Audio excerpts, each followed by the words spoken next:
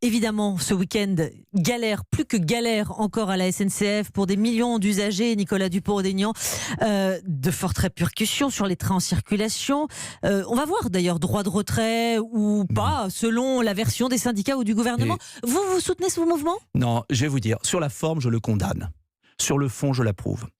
Et c'est terrible de se dire que dans notre pays, on en est, j'allais dire à dire un gros mot, à emmerder des milliers de personnes, des centaines de milliers de personnes, parce qu'une entreprise, et vivement que M. Pépi s'en aille, une entreprise n'a pas été capable de créer les conditions d'un dialogue minimum pour assurer la sécurité des passagers.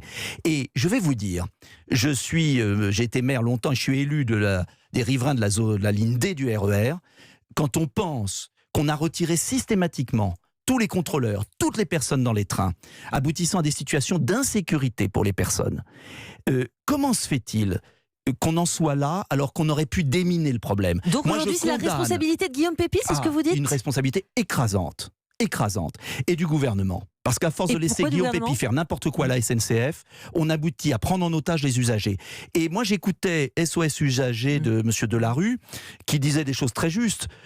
Pourquoi dans des régions, je crois que c'est les Hauts-de-France et la Nouvelle-Aquitaine, on a laissé un contrôleur, ou il va laisser un contrôleur dans les TER, qui permet d'assurer la sécurité des usagers, et pourquoi dans d'autres on ne l'a pas fait? Pourquoi de surcroît on ne peut pas? Alors moi j'ai fait une proposition concrète. Je voudrais qu'on puisse faire grève autrement. Et la première grève qui pénaliserait la SNCF, mais qui ne pénaliserait pas les usagers, c'est de rendre gratuit l'usage du train. Et aujourd'hui, si les syndicats le faisaient, ils auraient de très fortes pénalités. Eh bien, je suis pour qu'on vote une loi qui supprime cette pénalité, pour qu'on arrête d'enquiquiner les usagers, pour simplement résoudre les problèmes de la SNCF. Il faut sanctionner les cheminots ou pas alors? Du coup, parce que c'est déjà là dans les tuyaux, des sanctions disciplinaires individuelles. Je crois qu'il faut sur trouver une autre façon de faire grève et qu'il faut résoudre le problème de sécurité. Il n'est pas acceptable. Est-ce qu'il faut les sanctionner ou pas? Nicolas Dupont-Aignan, je vais répondre à ma question. Parce qu'il y a déjà des mises.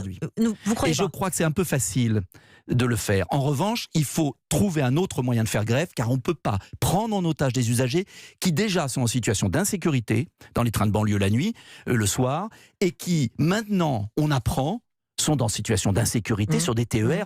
Enfin, quand on pense que dans notre pays, on fait rouler des TER avec un seul conducteur, on se dit, ils sont devenus fous.